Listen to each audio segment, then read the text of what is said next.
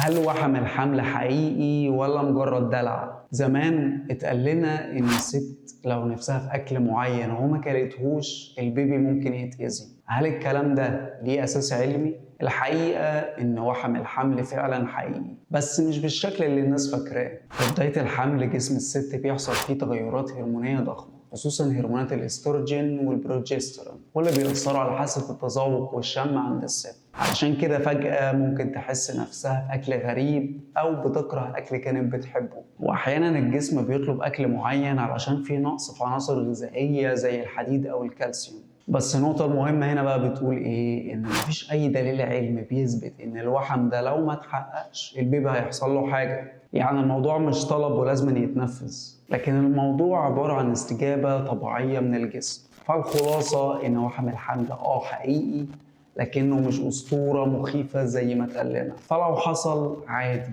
بس في المعقول.